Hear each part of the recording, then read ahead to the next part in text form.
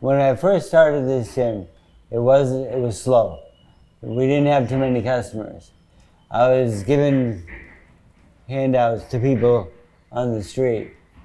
And then I was sitting upstairs one day, and I was by myself, and Muhammad Ali walked through my door.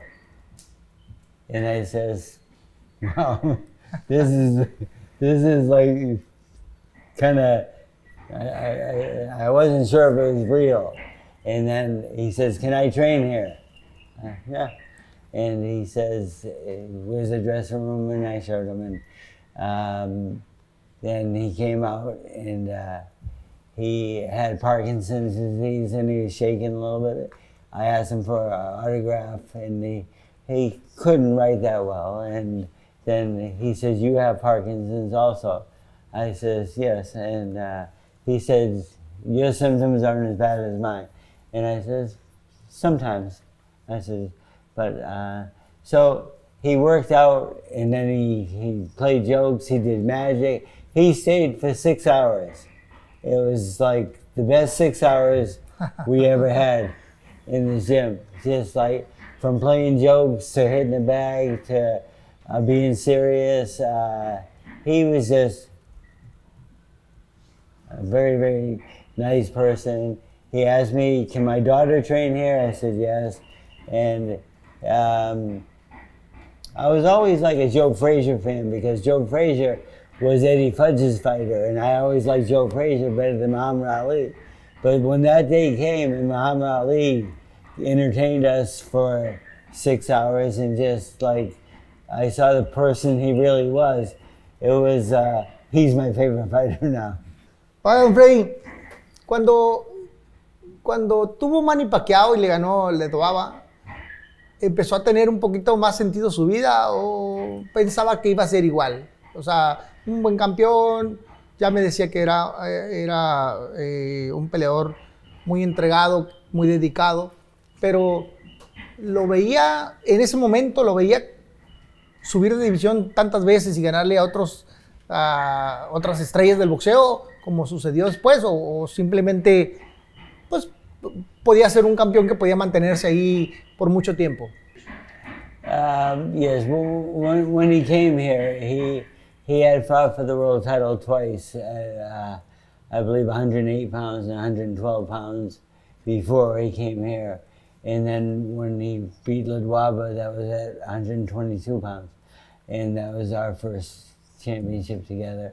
And I never thought that, you know, this guy is going to be like, win 8 titles.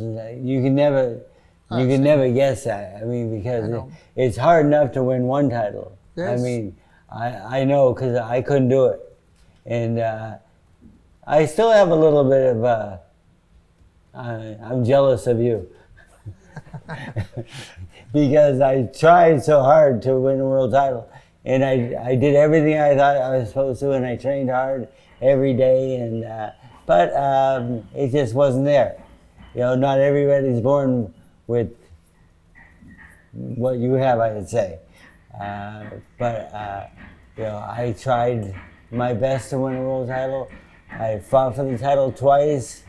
I lost both times, and but you know, one time I fought one of my idols, and I said, "Look at this! I'm going in the ring against a guy that was my idol when I was a kid growing up," and I fought hard. I tried to win that fight. I knocked him down twice, but I lost a 12-round decision, and that's when I said, "I'm not getting better.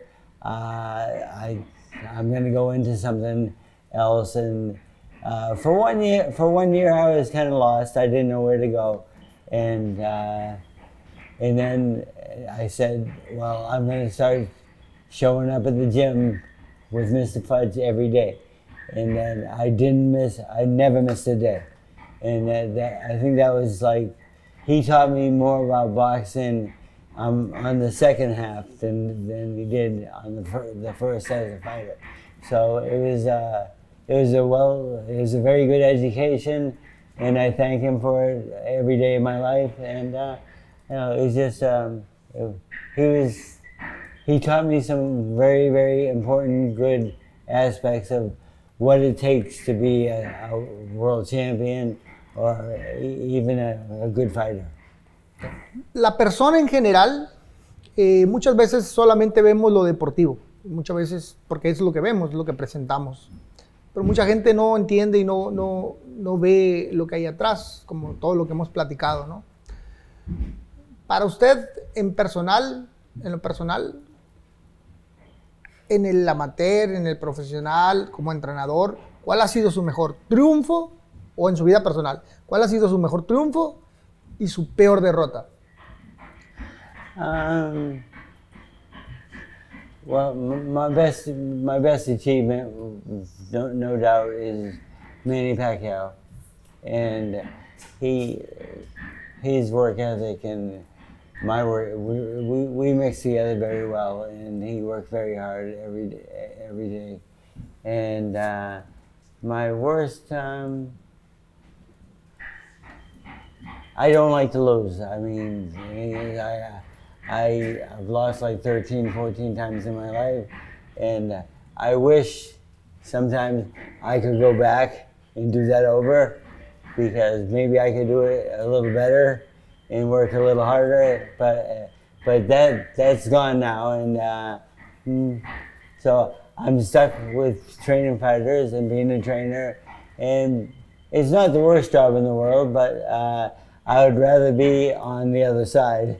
I'd rather be the champion, but you know, it just I realized that I wasn't good enough. Pero don Freddie, a veces uno quiere hacer una cosa, pero nuestra vocación es para otra, ¿no? Y hay que aceptar lo que somos y hay que vivirlo con dignidad, y usted lo ha hecho muy, muy bien como entrenador. Y no ha sido campeón una vez, ha sido campeón muchas veces. Porque al final del día, los peleadores no van a ser muchos si no tienen una persona que les sepa decir clara las cosas y cómo deben de ser. Y la pregunta prácticamente sería,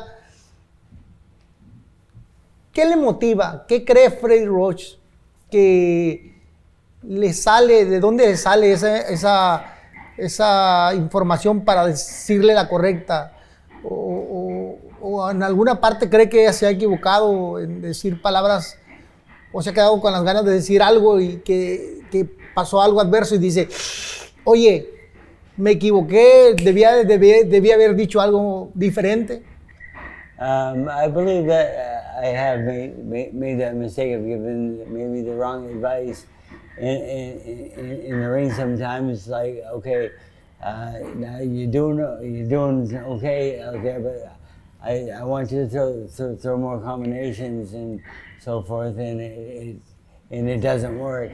And sometimes as a trainer, you try to give them the best information you can, but it's really just my opinion.